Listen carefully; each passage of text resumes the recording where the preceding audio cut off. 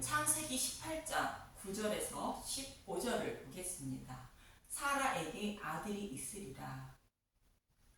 하나님은 자신의 소견으로 하갈을 통하여 약속의 자손을 얻으려 한 아브라함을 책망하시며 이름을 아브라함이라 바꾸어 주시고 할례를 명하셨습니다.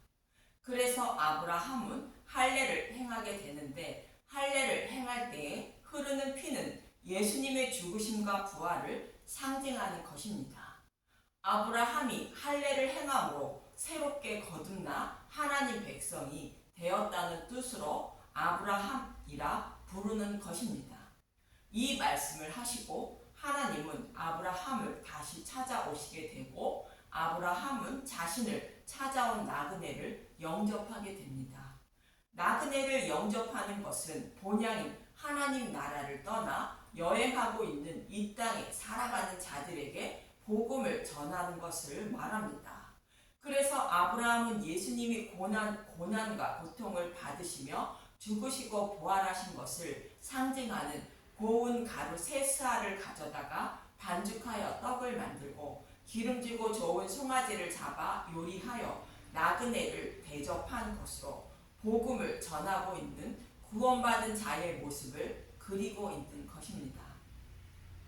그런데 하나님은 마음의 할례를 베풀어 주시기 위하여 아브라함을 찾아오신 것으로 성경의 독자들에게 육신의 할례를 명하신 의미가 무엇인지 말씀해 주고 있습니다. 육신의 할례는 마음의 할례의 모형으로 성령님이 찾아오셔서 죄에 대하여, 의에 대하여, 심판에 대하여 조리 있게 잘 가르쳐 주어 믿음에 이르게 하는 것을 말합니다. 그래서 아브라함을 찾아오신 하나님은 아브라함에게 마음의 할례를 베풀어 주시게 되는데 오늘 본문의 말씀은 의에 대하여 가르쳐 주고 있습니다. 아브라함에게 약속하신 말씀대로 약속의 자손인 예수님을 보내주셔서 대속제물로 죽으시고 부활하여 천하 만민을 구원하신다는 의미로 사라에게 예수님을 상징하는 이삭이 태어나게 하는 것입니다. 그럼 본문 8절에서 9절을 보도록 하겠습니다. 창세기 18장 9절 그들이 아브라함에게 이르되 내 아내 사라가 어디 있느냐 대답하되 장막에 있나이다. 그가 이르시되 내년 이맘때 내가 반드시 내게로 돌아오리니 내 아내 사라에게 아들이 있으리라 하시니 사라가 그 뒤 장막문에서 들었더라. 하나님은 창세기 12장에서 갈대아 우리에 살고 있던 아브라함을 부르시며 아브라함의 후손으로 메시아를 보내주셔서 천하 만민을 구원하실 것을 약속하셨습니다. 그러나 하나님은 약 25년간 약속의 말씀을 이루어 주시지 않고 계셨다가 사라의 몸이 아이를 낳을 수 없는 상태에서 이삭이 태어나게 하시는 것입니다. 이 말씀은 사람의 뜻에 따라 약속의 말씀이 이루어지는 것이 아니라 하나님이 정하신 때가 되어야 약속의 말씀을 이루심을 말하는 것입니다.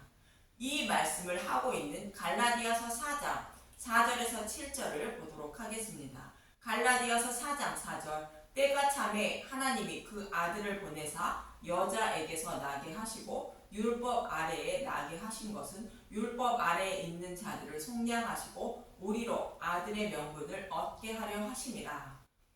하나님은 창세기 3장 15절에서 선악과를 먹고 타락한 아담과 하와를 구원하시기 위하여 여자의 후손으로 메시아를 보내주신다고 약속하셨습니다. 그 약속의 말씀대로 하나님의 때가 참에 여자의 후손으로 메시아인 예수님을 보내주셨다고 말하며 율법 아래에 나게 하셨다는 것입니다. 이 말씀은 선악과를 먹은 아담과 하와의 후손들이 사탄의 노예로 살며 율법의 저주에서 벗어나지 못한다는 것과 그 율법의 저주에서 해방되는 길은 오직 십자가 대속으로만 가능함을 알게 하시려고 하나님은 율법을 주셨고 정하신 때가 이름에 약속의 말씀대로 여자의 후손으로 예수님을 보내주셨다는 것입니다. 자신의 백성을 구원하시기에 가장 좋은 때가 이름에 예수님을 보내주셨다는 뜻입니다. 그리고 이어지는 6절에서 7절을 7절에는 이렇게 말합니다. 갈라디아서 4장 6절 너희가 아들이므로 하나님이 그 아들의 영을 우리 마음 가운데 보내사 아빠 아버지라 부르게 하셨느니라. 그러므로 내가 이후로는 종이 아니요 아들이니 아들이면 하나님으로 말미암아 유업을 받을 자니라. 이 땅에 살아가는 자들 중에는 택하신 하나님의 아들들이 있다는 것으로 그들을 구원하시기 위하여 그들의 아버지가 예수님을 보내주셨고 또 예수님이 죽으시고 부활하여 성령님을 보내주시어 하나님을 아빠 아버지라 부르게 하셨다는 것이며 예수님을 구주라 입으로 시인하는 자로 만들어 주셨다는 것입니다. 그래서 하나님 나라를 기업으로 받은 자들이 되었다는 것입니다. 이 일을 이루어 주시기 위하여 하나님은 때가 참에 예수님을 보내주신 것처럼 하나님이 정하신 때가 이름에 사라에게 이삭을 낳게 하시는 것입니다. 아브라함의 이름을 아브라함으로 바꾸어 주시는 것처럼 사탄의 노예로 살아가는 자신의 아들들을 값을 주고 사셔서 구원하시기 위한 것입니다. 본문 11절에서 12절을 보도록 하겠습니다. 창세기 18장 11절 아브라함과 사라는 나이가 많아 늙었고 사라에게는 여성의 생리가 끊어졌는지라. 사라가 속으로 웃고 이르되 내가 노쇠하였고 내 주인도 늙었으니 내게 무슨 즐거움이 있으리요. 사라가 아이를 낳지 못한다는 것은 사라 자신이 잘 알고 있는데 어떻게 아이를 낳을 수 있느냐고 생각한 것입니다. 이는 우주 만물을 창조하신 전능하신 하나님임을 알지 못하는 것으로 사람은 스스로의 소견으로 하나님을 판단하기 때문입니다. 저와 여러분도 동일합니다. 복음의 말씀을 듣고 먹으면서 자신의 생각에 맞는 말씀만 들으려 하고 또 자신의 생각을 기준으로 판단하고 성경의 말씀을 해석하려 한다는 것입니다. 그래서 수건으로 덮여져 있는 복음의 말씀을 찾아 먹지 못하여 하나님의 뜻을 알지 못한다는 것입니다. 이 말씀을 고린도후서 3장 14절은 말씀하고 있습니다. 고린도후서 3장 14절 그러나 그들의 마음이 완고하여 오늘까지도 구약을 읽을 때에 그 수견이 벗겨지지 아니하고 있으니 그 수건은 그리스도 안에서 없어질 것이라. 여기서 완고하다는 것은 고집이 센 것을 말하는데 자신의 소견으로 판단하여 성경의 말씀을 해석하려 한다는 뜻이며 구약 성경은 예수님에 대하여 말씀하고 있다는 것으로 예수님이 이루어 주실 것을 모형과 그림자로 성경이 기록되어 있어 예수님으로 풀어야 하나님의 뜻을 알 수 있는데 그렇지 못하고 있다는 것입니다. 또 성경의 말씀은 예수님에 대하여 기록하고 있다고 요한복음 5장 39절에서 예수님은 말씀하고 있습니다. 요한복음 5장 39절 너희가 성경에서 영생을 얻은 줄 생각하고 성경을 연구하거니와 이 성경이 곧 내게 대하여 증언하는 것이니라. 또 구약 성경에 기록된 말씀대로 예수님이 오시고 기록된 말씀대로 사역하시고 죽으시고 부활하셨다는 것을 예수님은 제자들에게 깨닫게 하신 것입니다.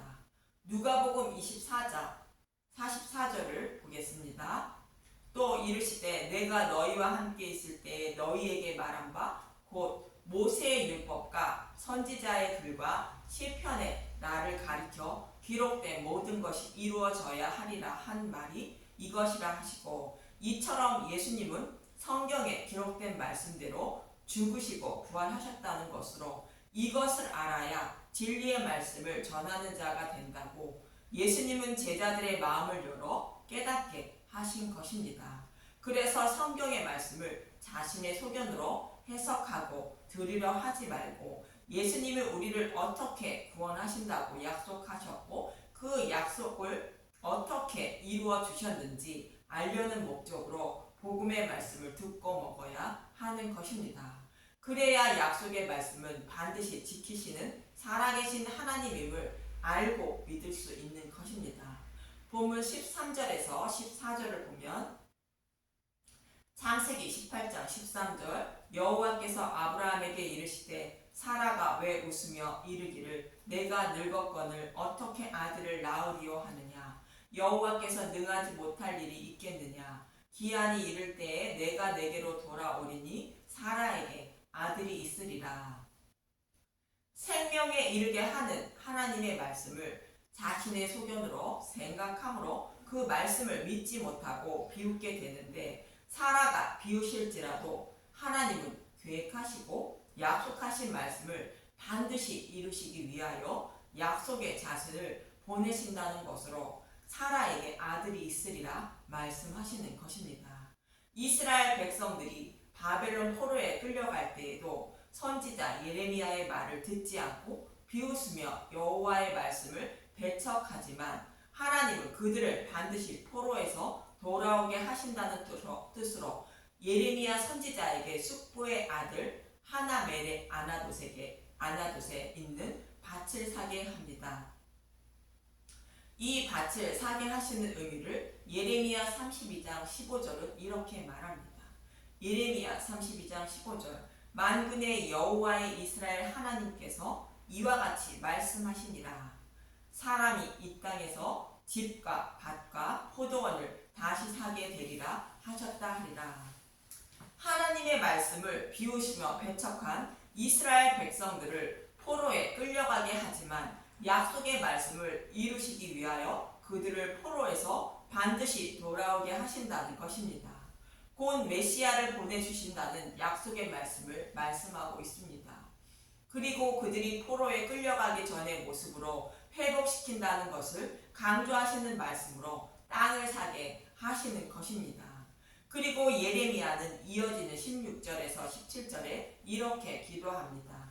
예레미야서 32장 16절 예레미야의 기도. 내가 매매 증서를 네리야의 아들 바룩에게 넘겨준 뒤에 여호와께서 기도하여 이르되 슬프도소이다. 주 여호와께서 주께서 큰 능력과 펴신 팔로 천지를 지으셨사오니 주에게는 할 수 없는 일이 없으시니이다.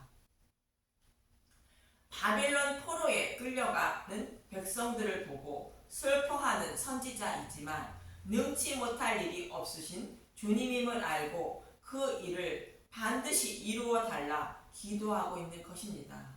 이처럼 사람들은 하나님이 하실 일을 믿지 못하고 살아가지만, 그러나 하나님은 하나님의 뜻을 이루시기 위하여 묵묵히 자신이 계획하시고 약속하신 일을 이루어 가신다는 것입니다. 그래서 사라가 비우실지라도 하나님은 약속의 말씀을 이루시기 위하여 사라를 통하여 약속의 자손을 보내어 사라를 웃게 만드시는 것입니다. 저와 여러분도 하나님이 약속하신 것은 반드시 이루심을 믿고 그 약속의 말씀을 이루어 달라고 간절히 기도하며 살아야 하는 것입니다. 이 말씀을 들은 사라는 자신이 웃지 않았다고 하지만 하나님은 웃었다고 말씀하십니다. 창세기 18장 15절 사라가 두려워서 부인하여 이르되 내가 웃지 아니하였나이다. 이르시되 아니라 내가 웃었느니라. 사라는 하나님의 말씀을 속으로 비웃으며 어찌 아이를 낳을 수 있느냐고 생각했습니다. 그러나 하나님은 사라에게서 이삭이 태어나게 하여 비웃은 사라를 웃게 만들어 주셨습니다. 우리의 모습도 동일합니다. 우리의 눈으로 보기에는 구원과 심판이 없는 것 같고 하나님이 살아계신다는 징조도 전혀 보이지 않습니다.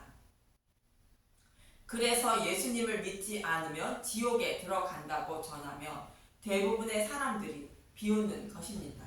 그러나 하나님은 아이를 낳을 수 없다며 사라가 비웃었지만 이삭을 태어나게 하여 웃을 수 있게 하신 것처럼 먼 훗날 저와 여러분이 하나님의 심판대에 가면 지금의 비웃음을 웃음으로 바꾸어 주심을 잊지 마시기 바랍니다. 그럼 하나님이 하실 일을 말씀하셔도 아브라함도 사라도 비웃고 있는데 왜 하나님은 그들에게서 약속의 자손을 태어나게 하시는 것일까?